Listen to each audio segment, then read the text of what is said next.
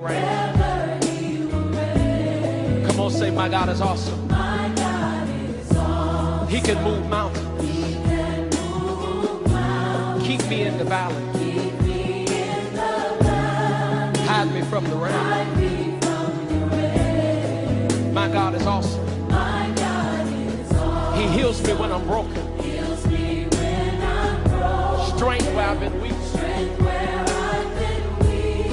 Forever he'll reign. Come on, if you believe it, lift your voice and say, my God is awesome. Come on, if you know he's awesome, say it. Awesome. Come on and lift your voice. Awesome. Awesome. Awesome. My God. My God is awesome. Come on and testify. Awesome. Awesome. If you believe it, say it. Awesome. Come on and say it. Awesome. My God. My God. Hey guys, welcome back to my healing journey family. Today I'm doing a mukbang.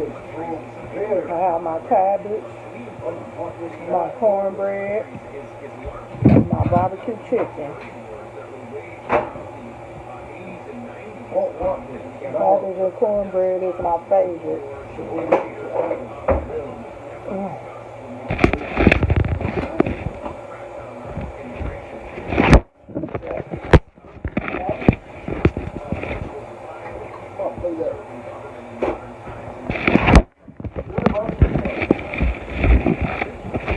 In the refrigerator.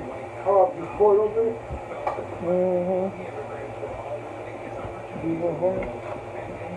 While you were talking stuff, you just poured it over there.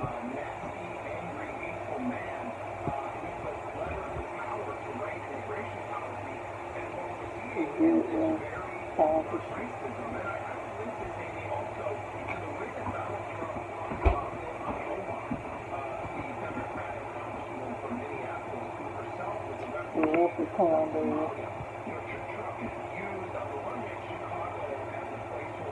Like this?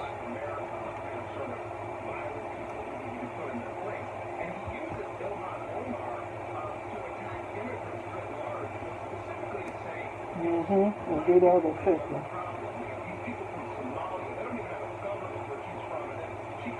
I'll get you some cabbage.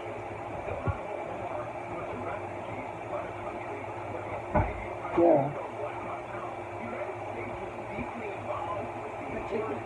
That's not how you do it. It is how you do it. Well,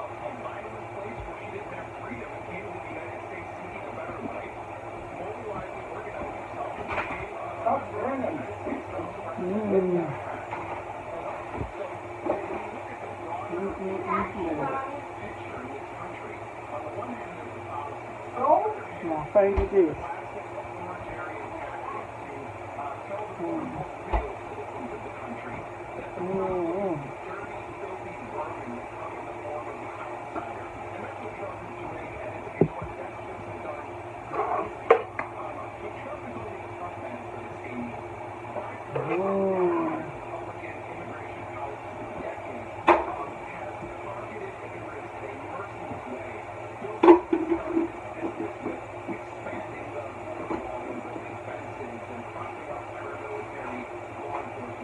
Cornbread! Can't cook cornbread. Cornbread! Cornbread tonight? Uncle say you can't cook cornbread, can't get with him. I gotta cut this? He want to woman know how to How you cook. cut cornbread? What's that, son? How you cut cornbread? What's that thing? Can I see it? Did I leave it in there? Why you cut the cornbread? No, for real? What knife? I ain't going to see what you got clean enough. Mommy, Lori has sent me a friend request on TikTok. Oreo. I accepted it. Oreo? Okay, nice. Okay. Let me see. Oh, that's nice. An Oreo? Oh, I thought you said Oreo. I Oreo gave him a got a bag? Yeah, I gave him a bag. Forever? How Oreo doing now? He's going good. Hi, Dorothy! Hopefully it smells good now. How do you smell, Mom? Good. How we smell, man? That's sour. You said what? That's sour. Like Charlotte? I said that's sour. How do we smell like Charlotte? That's me. You can't hear. I said axe sour. That's what I said. Axe sour. Say love. Mom got the cooties, Mom. I bet you Mom do. got COVID. But what you doing here if you got COVID? I got COVID, man. I got COVID 38 because I'm a 38 baby. Yeah. I ain't know I'm you strong. Jaden told me not to tell Kira not to listen to Young Boy. You hear me, Mom? Mm-hmm.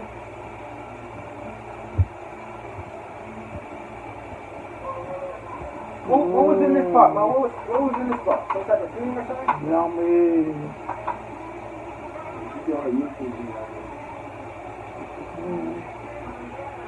What was in that pot? Oh. Pot right there. Chicken wing? Mm-hmm. You want to make some chicken wings for Thanksgiving? Mm-hmm. I work on Halloween. Boo. You know what? New Year's too? No, I said boo. What? You said you worked on Halloween. I said boo. I can't eat candy. I know you can't. Candy not good for you. You get cavity. You don't want a cavity, right? No. No, nobody wants cavity. If you eat cavity, your teeth gonna fall like stars. Look at that. Mm. Mm.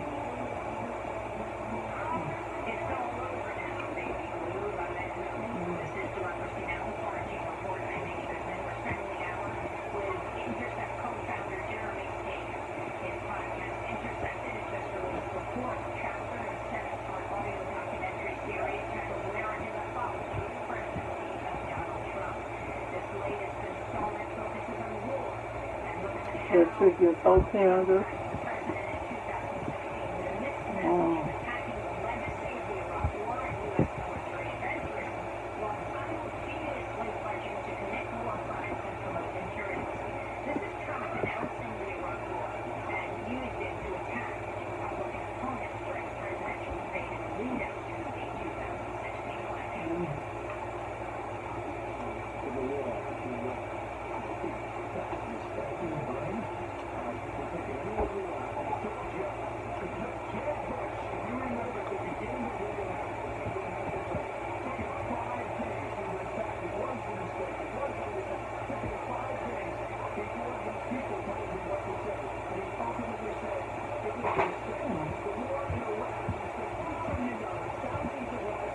They said time.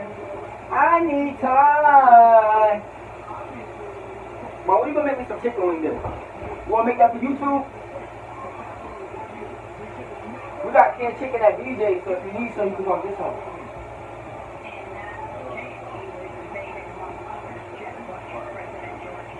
Not chicken wing there. Cause I told Mama made chicken wings. And she made the chicken wings in there. She made both of them.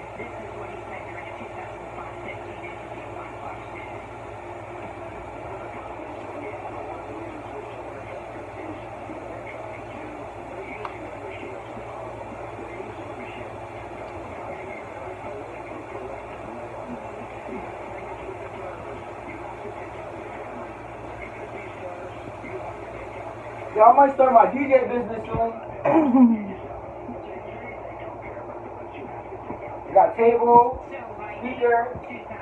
What else we need? Just 3 months into his presidency, Trump launched a Tomahawk missile attack on Syria in retaliation for an alleged chemical weapons attack on civilians. Jeremy saying your series like Pavlov's dog, a bipartisan war machine responded accordingly. Let's go to some of the media coverage of Trump's attack on Syria. NBC anchor Brian Williams. Finger lifting good. Video of U.S. missiles fired in Syria as You can see, I don't know why they turned the water off. See if it's done. We see these beautiful pictures at night from the decks of these two U.S. Navy vessels in the eastern Mediterranean. I am tempted to quote the great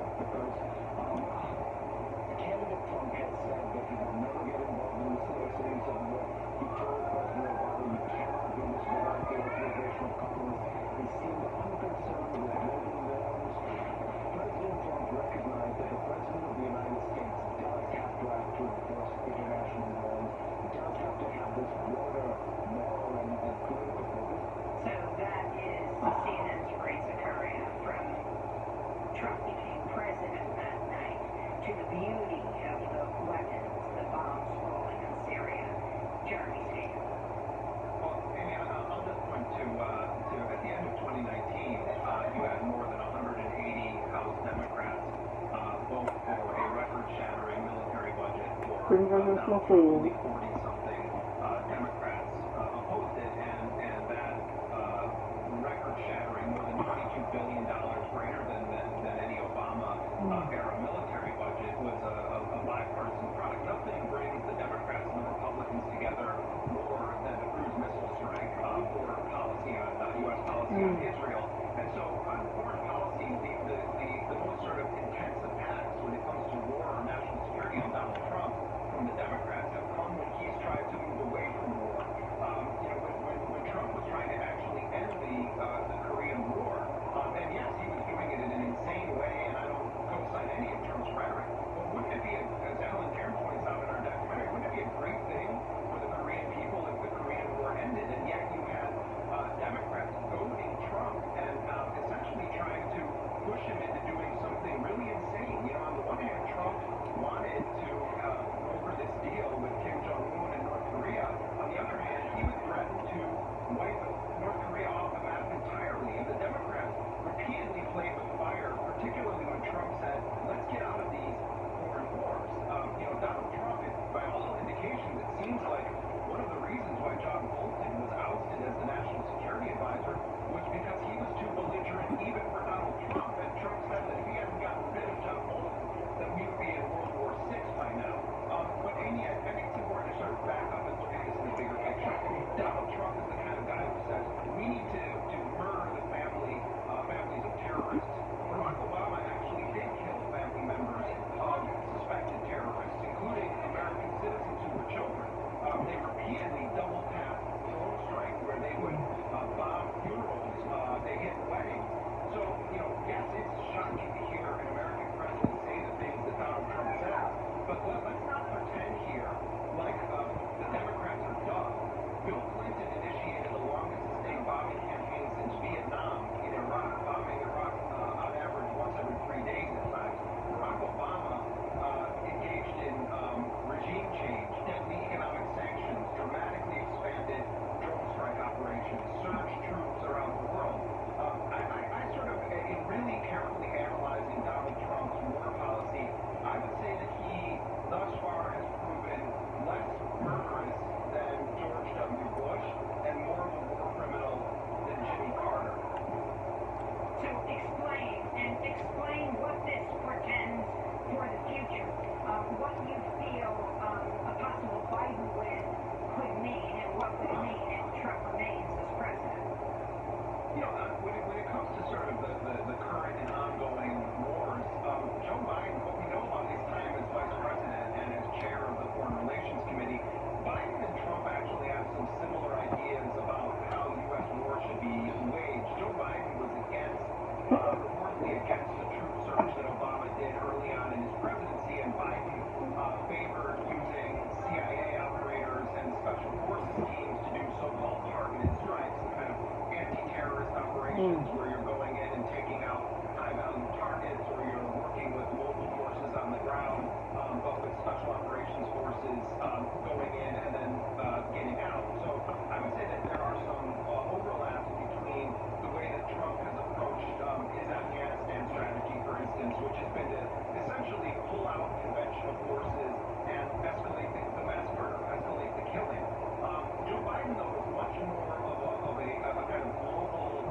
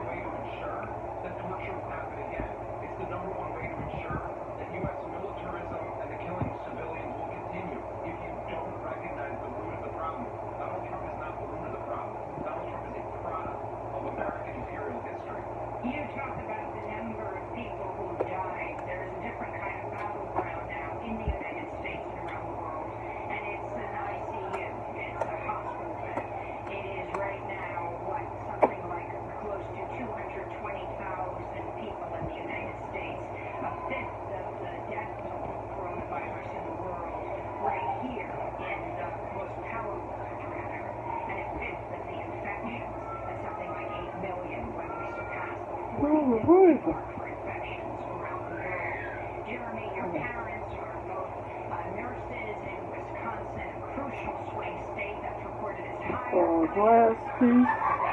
coronavirus cases. Thanks for watching. Like, subscribe, and comment.